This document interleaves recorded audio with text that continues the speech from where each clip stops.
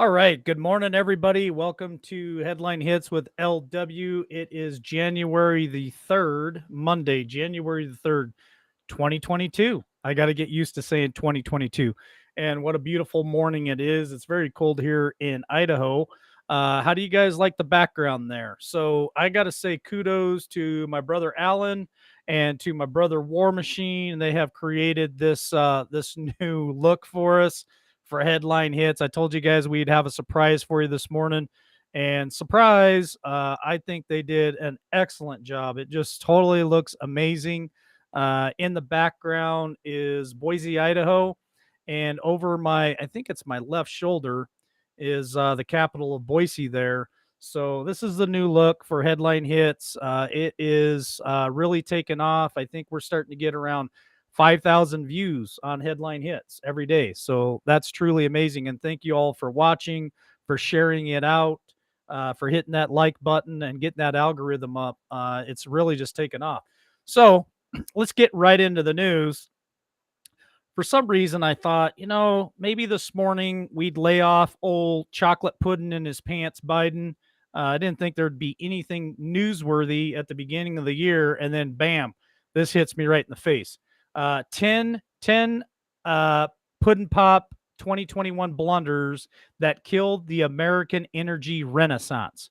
Now, we all know that he did, and I'm going to read you off. I'm going to spend a minute on this. I'm going to read you off some of the 10 things that he did to really hurt us.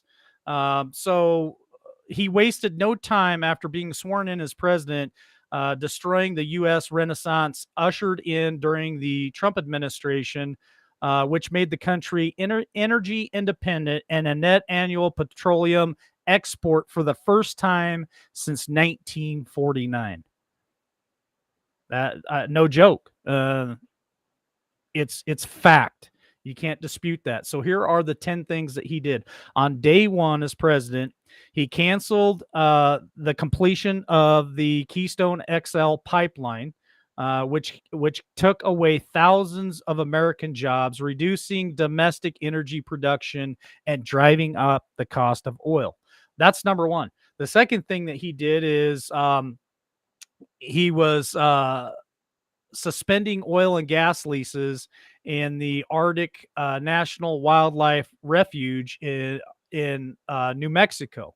That's the second thing that he did. The third thing that he did was the Environmental Protection Agency reinstalled regulations restricting domestic energy production, including restricting the waters of the United States, and rule that the limits of how farmers and ranchers can use their land. Number four, last month, the EPA announced new regulations for methane emissions from oil and gas production, transmission, storage, and distribution. So that will turn around and nearly cost 1 million Americans to lose their jobs and cost the U.S. $5 billion to import gas. Good job, Joe. Number five, Biden's EPA is also pushing a new rule regulating greenhouse gas emissions for vehicles. That regulation is estimated to raise the average cost of per vehicle by $1,000. Sounds great. Way to build back better. President Donald Trump. Number six, President Donald Trump pulled the United States out of the Paris Climate Accord, citing it's harmful to American jobs and the U.S. economy. But first week in, old pudding in his pants Biden decided to rejoin the United Nations Global Project, which now is driving up the cost of domestic energy. Number seven, Biden's decision to put a moratorium on oil and gas leasing on federal land and his goal of banning hydraulic fracking will no doubt please Russia and the OPEC as the U.S. loses its energy independence and increases its dependence on foreign oil and gas. Yes, sir. I did not stutter on that one. Number eight, Biden vowed to prohibit fracking, which will cause a massive loss in American jobs, which, folks, I spent a decade out there in the oil field doing this, and that is no joke. Banning fracking, as Biden has promised to do, would eliminate, listen to this, eliminate, not pause, not postpone, but eliminate, meaning gone, see you later. 19 million jobs between 2021 and 2025. We just cracked open 2022. So, to all my brothers and sisters out there working in the oil fields, God bless y'all. We're with you. I'll pray for you. That's about all I can do at this point. Biden's policies, number 9, Biden's policies have resulted in skyrocketing prices at the gas pump. A year ago, in November of 2020, the average gas price was $2.11 per gallon. By November of 2021, the national average gas price had shot up to $3.42. Boy, wouldn't we love some of those mean tweets back and low gas prices? Americans paid 61% more for the gas as inflation soared to over a 30-year high. And number 10 for putting in his pants big achievements for Build Back America is Biden's Build Back Better plan would spend taxpayer dollars to force utilities to use more expensive forms of energy, in parentheses, as called in the Green New Deal, reducing energy choices and raising the cost for American consumers. Like I said, I thought I would take a break from old pudding in his pants this morning, but that slapped me right in the face, and I thought I would send that out there to you guys and give you an opportunity to chew that one up on Monday morning. All right, so Herschel Walker is in the news, and his statement is, I don't think anyone really trusts this administration, referring to the Biden administration. So he goes on to say that the Biden administration's attempt to pass the so-called Build Back Better agenda, we need to build back trust, quote, end quote. We need to build back trust is what Herschel Walker is stating. What I mean by I don't think anyone really trusts. That's what it said. Trust this administration. Right now, there's a new variant coming out. And, I think the biggest problem now is we're not energy independent anymore, end quote. So, I'm a Herschel Walker fan. He is running for, I believe it is Congress, if I'm not mistaken. No, he's running for the Senate. He's running for the Senate in Georgia, and I wish him the best of luck. I know T has endorsed him. A lot of people endorsing Herschel Walker. I think he'd make a great candidate, a great senator. So I really hope the best of luck to Herschel Walker. Okay, so we've talked about old Maxine Waters and how she hasn't been in the news lately. Well, here she is. I believe it was Sunday. She was in the news with none other than Reverend Al Sharp, and we know how he can be very, racist and gaslighting. So Waters says, and she's referring to Marjorie Taylor Greene, has no business in the House of Representatives. Well, why do you say that, old Marjorie? What's going on with the House of Representatives? She goes on further to say that Waters describes Greene as, quote, an extreme radical, end quote, and she said she has, quote, no business in the House of Representatives, end quote. She also goes further to say, let me just say this. When you talk about Congresswoman Greene, you're talking about the kind of extreme radical that is now in the House of Representatives, who is basically, dangerous. Well, I've never heard Marjorie Taylor Greene come out on national television and tell people, get in their face, shout at them. You don't back down. Who's the radical now? All right, moving on. Back to old pudding pants. Joe Biden's deputies boast of accelerating migration numbers. Yeah, I didn't stutter on that one either. So their progressive duties are boasting Their progressive deputies are boasting about their effort to fast track foreigners into America, job, society, and none other but the voting booths. So let me repeat that. Biden's progressive deputies, which is part of his administration, are boasting about their efforts to fast track foreigners, all the illegals coming across our southern border, to the Americans' jobs, society, and the voting booth. Let that sink in for a minute. All right, moving on. We're going to talk about Mr. T and the new year. So, Jason Aldean and wife Brittany Aldean ring in the new year with the GOAT, Donald Trump. This man is unbelievable. What does GOAT stand for? GOAT stands for the greatest of all time. The country music star Jason Aldean rang in the new year with former President Donald Trump at Mar-a-Lago, stating this man is unbelievable, referring to Trump as the GOAT.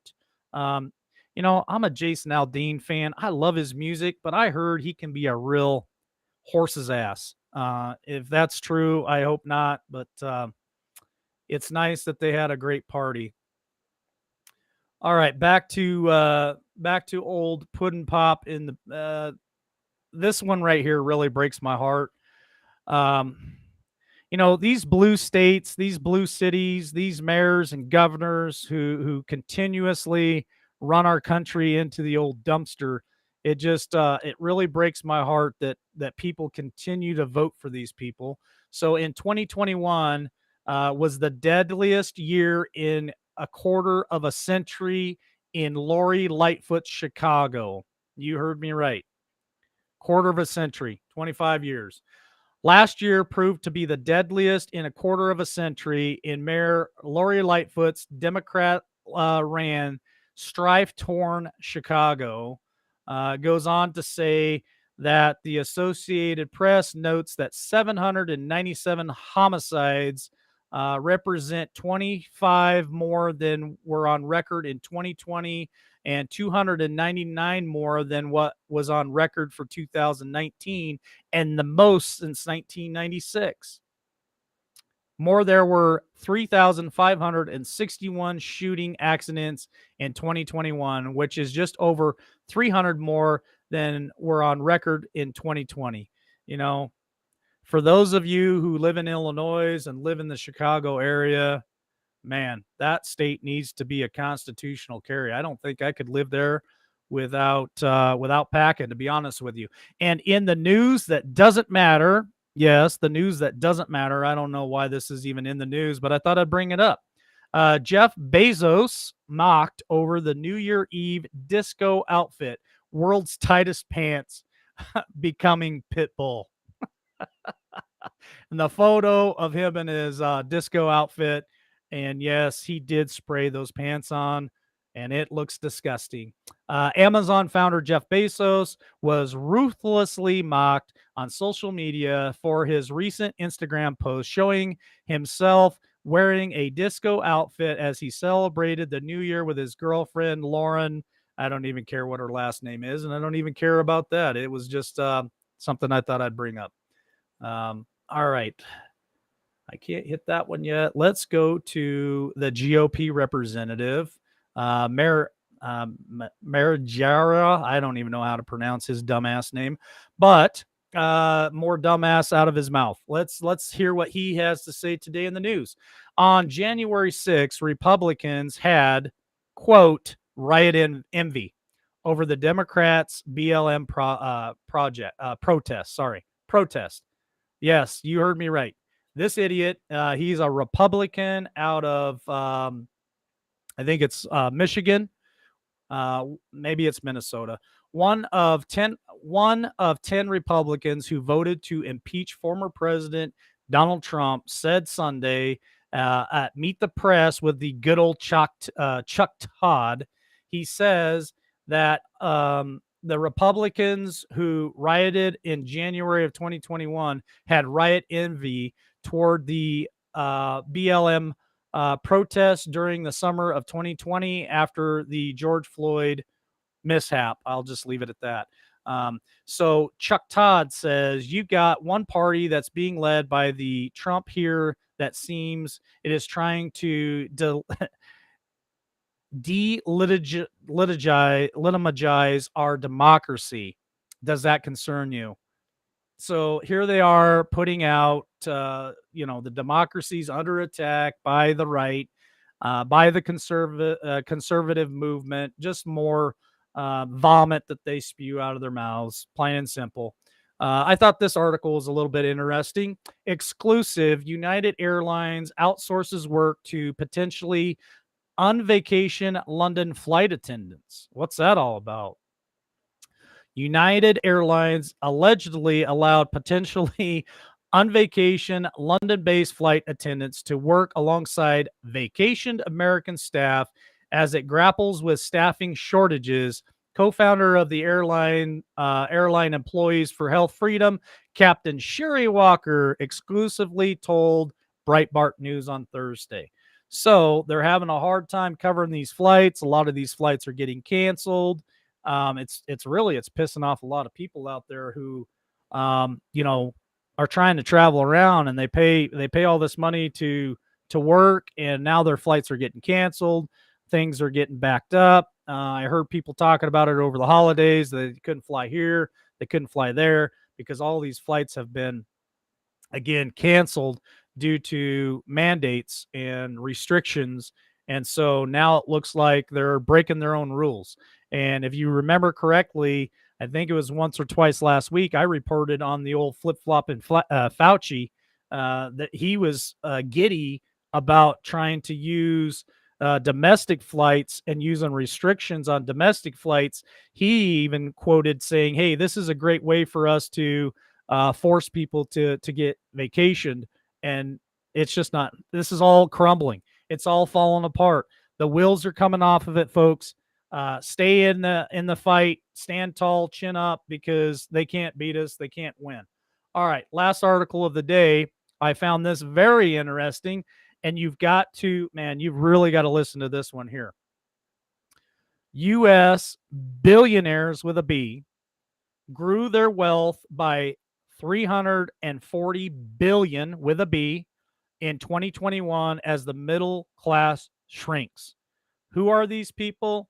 You've got the CEO of Facebook. You got Golden Gates.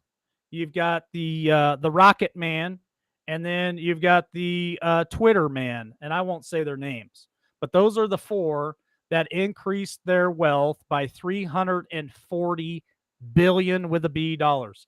The richest billionaires in the United States grew their wealth by more than 340 billion over the last year, while the wealth held by the American middle class shrinks.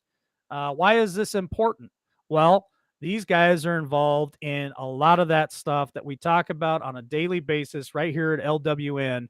And it is scary to think that these guys just keep stacking it up while we keep struggling just to pay our bills.